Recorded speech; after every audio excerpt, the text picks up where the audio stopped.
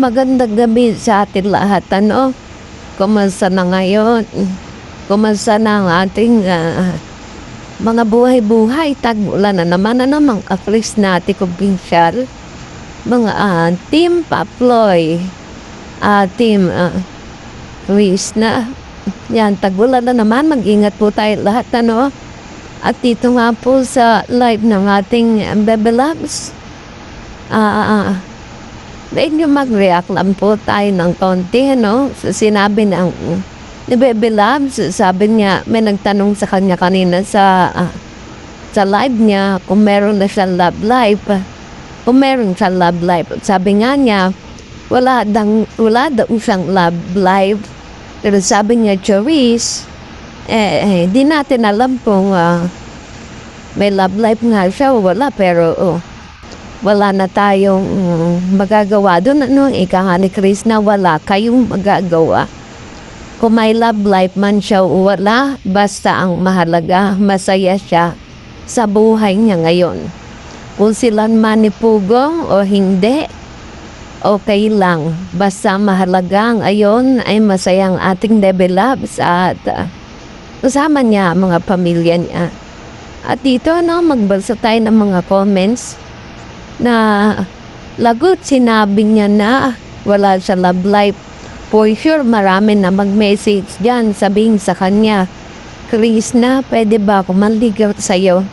Basta mamili ka lang, Chris na, kaya kang ipaglaban hanggang sa kaduduluhan. Well, totoo po kayo, no?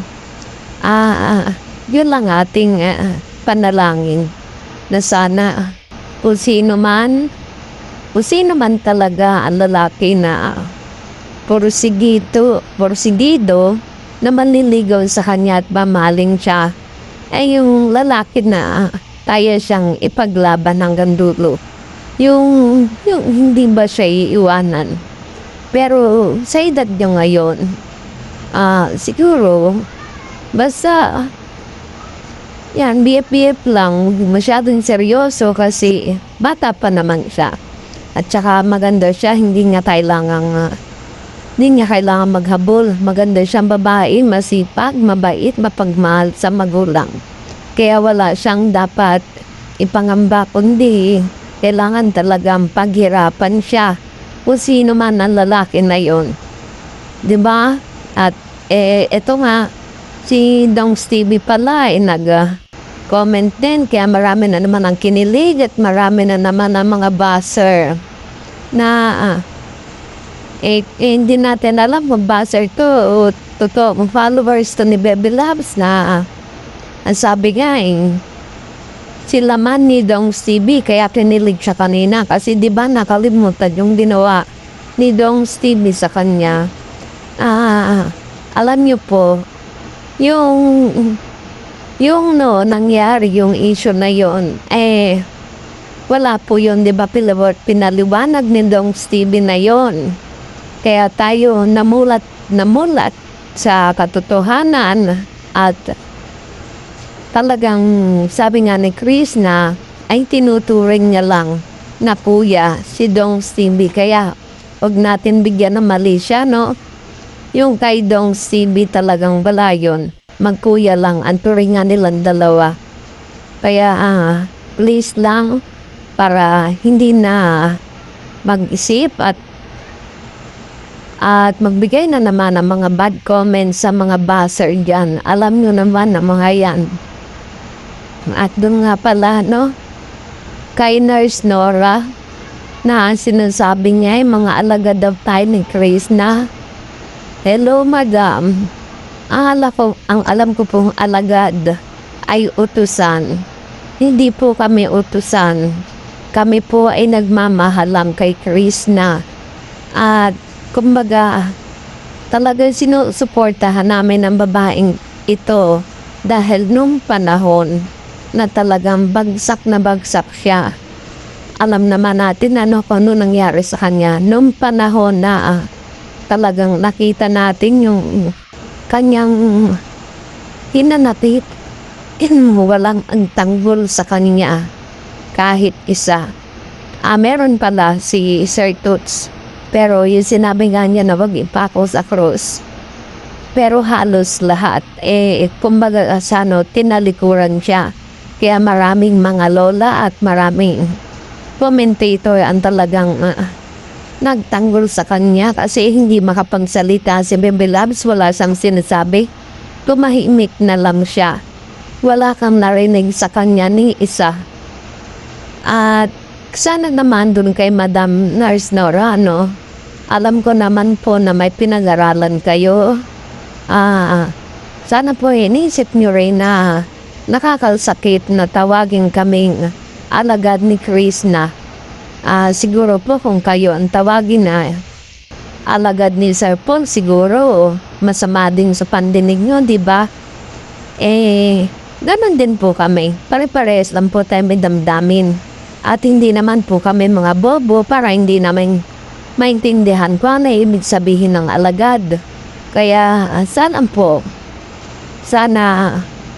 maging careful po kayo sa pagsasalita nyo. Alam ko naman po na matalino kayo kasi sa nurse nga kayo, di ba? At may pinag-aralan kayo.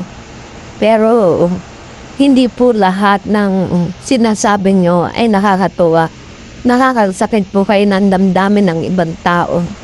Kaya please lang po, hindi po kami alagad. Kami po ay nagtatanggol lang kay Bebe Labs na alam namin na nung panahon ng issue na yon talagang nawalan siya ng boses. Kami naging boses niya. Kami mga nagmamahal sa kanya. Kami nagtanggol sa kanya. Kaya please lang, tama na po yung pagsasabi ng alagad na yan. Di po kami alagad. Kami po ay nagmamahal lamang kay Chris na pinagtatanggol siya dahil alam naman namin na wala siyang magawa. Tahimik lang siya. Kita niyo naman bakit nyo naman pa kasi bakit kita naman siguro nyo kay Bebe Love sa wala siyang ginagawa sa inyo. Hindi siya nakakarinig ng salita.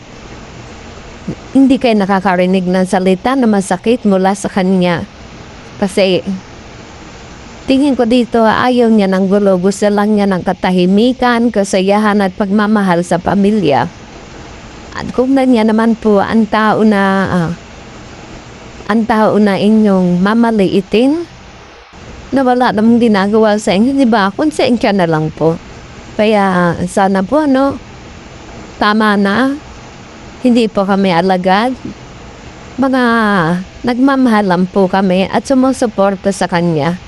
Iba po kasi ang ibig sabihin ng alagad, sunod-sunuran at utusan.